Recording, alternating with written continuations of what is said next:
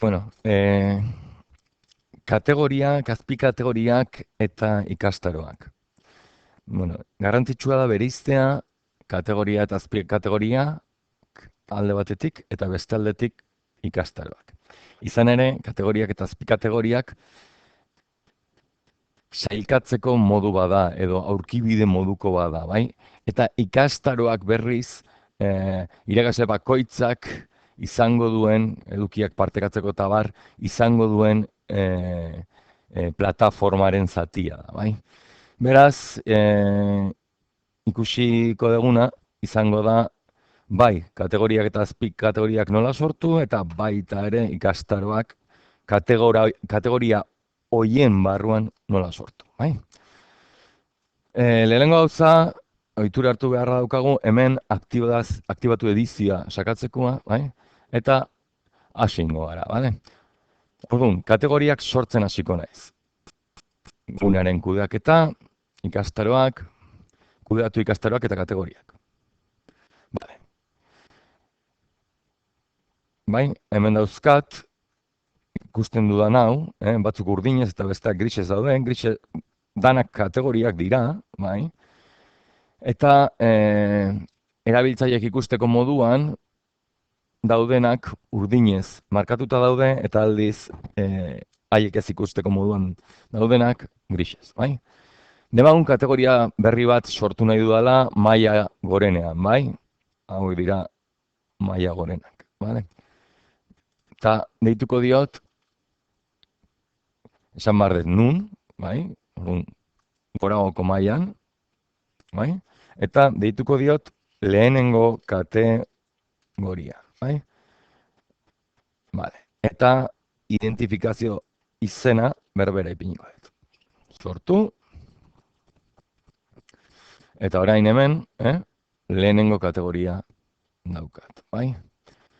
Beste kategoria bat sortu nahi balin badet, igual, vale? Nun aukeratuko dut goragoko maila, bai? Eta ipiniko dut bigarren kategoria. Idea gauza bera. Sortu, bai? Hemen dauzkat, bai? Nahi baitut gora eraman, bai, gezitxoarekin, eskuragarriago izateko gora eraman dezaket. Vale. Eta bestearekin beste, ezta? Vale. Bi kategoria sortu ditut adibide hontarako, bai? Eta orain kategoria hoien barruan, bai? Azpi kategoriak sortuko ditut. Vale? Horretarako aukeratzen dut eta esaten diot. Sortu beste kategoria bat. Eta esango dit, zeinen azpian, bai? Ez baldin bada hau interesatzen zaidana, hemendik aukeratu beharko dut. Vale?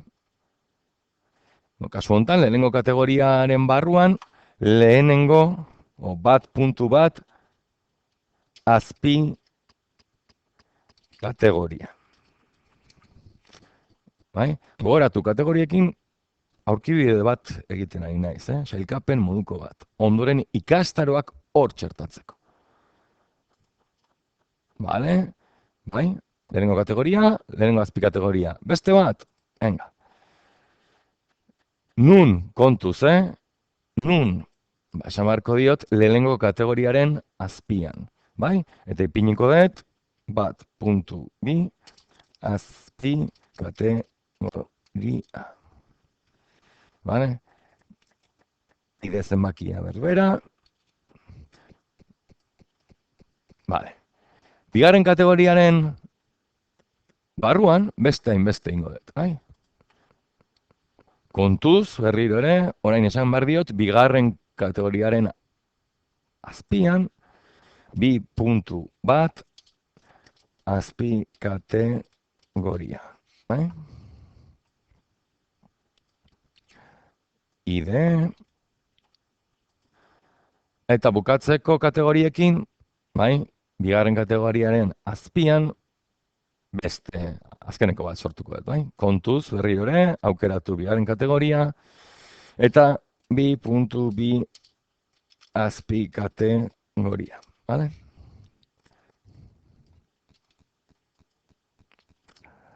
Ados, sortu, bale.